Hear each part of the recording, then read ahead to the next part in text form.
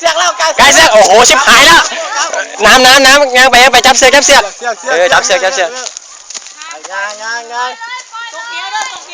มาต้นไม้มองเฮ้ยมาลงอะไรมันมีน้าแห้งนาหันมา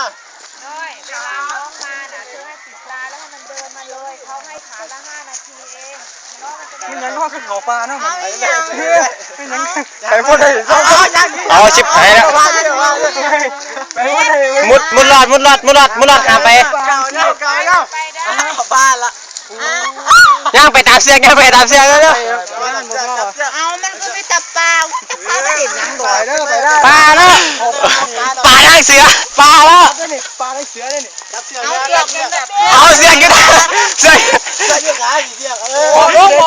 ตกสาเฮ้ยเอายางมันใส่ไปเร็วย่างไปน้ำเสือกแล้วน้องไม่มีปัญหาก้มกันตัดต้นไม้ก้มลงเนี่ยระวังเร็วมันตีมือพร้อมไปเลาะมันเราตกสายได้ย่างตามเสือกมาเร็ว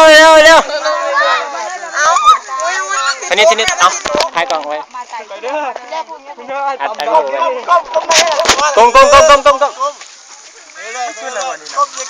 อย่ามาถ้ามาสุดอยู่เนี่ยมาถ่ายนี่เอาตาระวังนั่นมันตกสายเลยนี่กูบิวปังเอาทรงนู้นนี่โอ้โหมันจะลอดนะครับก้มลงเสียกชิบหายแล้วเอามาพี่ขึ้นมาอย่าขี่เด้อดักเนี่ยเปิดตาเลยอ๋อขึ้นมาจริงขึ้นมาเร็วไปตาเลยสิงไปตาเลยเอาตำตัวเนี่ยโอ้ยเร็วมันกับว่ากันกีกันยาโอ้ยตำต่อดิมินรอเสียงจับเสือเอ้ยจับมือไอ้ไว้ขึ้นมาเลยโอ้ยแห้งไรก็ปิววะเปิดตาเลยใหญ่ก่อนไอ้ปิวได้แห้งไรก็ปิวงาน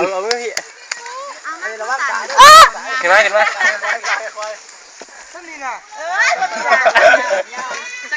อันข้างแปลนกับแปลนแล้วแต่ถ้ากันแย่งกับปลายหน่อยเนี่ยต้นไม้โอ้ยจะเป็นของเสียงแกหัดจุดไหมล่ะอันยังไม่ต้องว่าว้าวไปแล้วมาเอาไปแล้วตกสาเอาเงินตกสาดิเฮ้ยเขาจะลมเด้อสุกขึ้นมาไปตาเลยเอาใหม่ทางขาเลยมาพี่อาจารย์เขาบอก